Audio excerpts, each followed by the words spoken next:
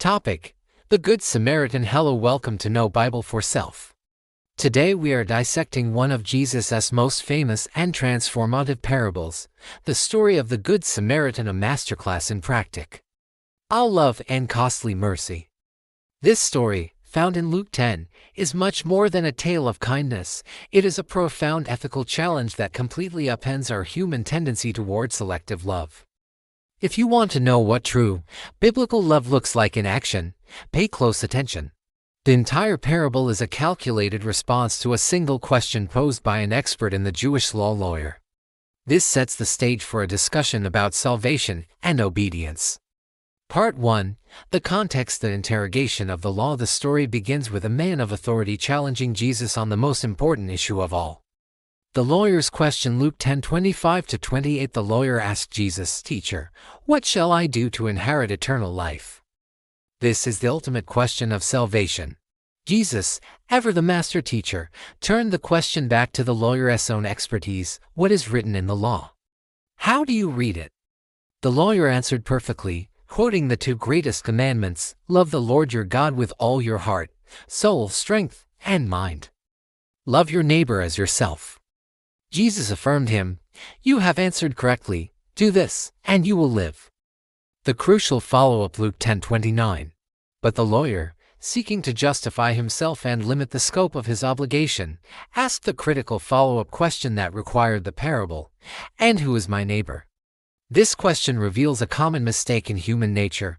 We seek to define the boundaries of love, so we can feel justified in excluding those we do not want to serve. In first-century Jewish society, neighbor was generally understood to mean a fellow Jew or someone who lived close by and shared your religious values. Jesus' parable shatters this narrow definition entirely. The moral lesson here is that God's command to love is not a contract with clear boundaries. It is a call to unlimited compassion. Part 2. The parable. The road to Jericho.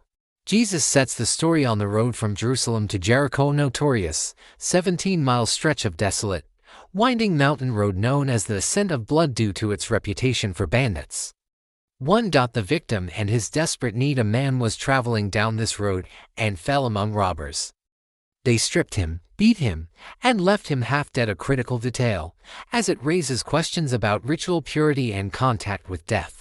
The victim represents anyone whose desperate need intersects with our path. The victim is stripped of all identity, showing that his need transcends social labels. 2. The failure of the religious elite. The next characters are the most shocking to the original audience because they represent the spiritual leaders of Israel, the people who should have exemplified God's law of compassion. The priest. A priest was a high-ranking official, entrusted with performing sacred duties in the temple. He came down the road, saw the man, and passed by on the other side. His likely justification was fear of ritual defilement. Touching a potentially dead body would render him ritually unclean for 7 days, disqualifying him from performing his temple duties. Leviticus 21:1. The pro-tip revealed here is that ritual obligation can become an excuse for moral apathy. He prioritized the purity of his religious routine over the sanctity of human life. The Levite. A Levite was a temple assistant, second only to the priests in religious duty. He also came to the place, looked at the man, and also passed by on the other side. The Levite, like the priest, failed the test. The moral lesson of the priest and the Levite is an indictment of religious hypocrisy. Proximity to sacred ritual is meaningless if it does not lead to practical, costly compassion. They understood the law perfectly, but they failed to embody the spirit of the law. 3. The triumph of the Samaritan. The climax of the story is the arrival of the Samaritan. This is the narrative's great shock, that historical hatred to the Jewish audience. Samaritans were despised outsiders, viewed as religious heretics and ethnic half-breeds who had defiled pure Judaism. Their hatred was legendary. They avoided each other's territory, and a Jew would rather die than ask a Samaritan for help. The last person a dying Jew would expect mercy from was a Samaritan.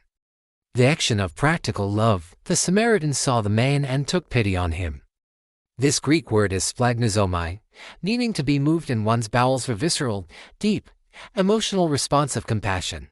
This deep pity immediately translated into costly action, which is the insider secret of the parable. He applied first aid, pouring oil to soothe and wine as an antiseptic on the wounds. He sacrificed, he placed the injured Jew upon his own animal, meaning the Samaritan had to walk himself. He ensured safety, he brought him to and in a place of public care. He paid the cost, he gave the innkeeper 2 denarii, about today's wages, a significant sum, and promised to pay any further expense upon his return. The Samaritan's love was not passive, it was radical and sacrificial, costing him time, money, and personal inconvenience, all for a despised enemy. Part 3, the conclusion. Redefining the neighbor. After concluding the story, Jesus returns the question to the lawyer, but he radically rephrases it, shifting the focus from the definition to the deed. Jesus' reversal: which of these 3, do you think, proved to be a neighbor to the man who fell among the robbers? The lawyer's admission: the lawyer could not even bring himself to say the word Samaritan, answering only, the one who showed him mercy. The eternal command. Jesus' final command is the eternal challenge to every believer: go and do likewise. This parable reveals 3 foundational aspects of practical love. Love is defined by the needy. The neighbor is not defined by their social status, shared ethnicity, or religious belief. The neighbor is anyone whose needs you encounter and are capable of meeting. Love requires crossing boundaries. True love, as shown by the Samaritan, often requires us to suspend our personal prejudices, historical hatreds, and religious excuses to serve those we are conditioned to ignore.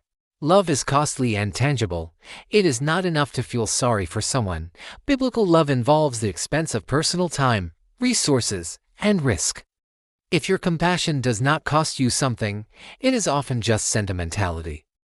The moral lesson that supersedes all others is this: the person who acted most righteously was not the one closest to the law, the priest and Levite, but the one furthest from the covenant community, the Samaritan, who exemplified the spirit of the law.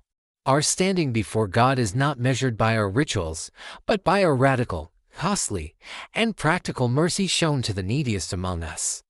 If this deep exploration of the Good Samaritan has changed your definition of neighbor, please hit the like button and subscribe to Know Bible for Self. What is one practical, costly act of mercy you can commit to this week for someone you normally overlook? Share your commitment in the comments below. Thank you for watching.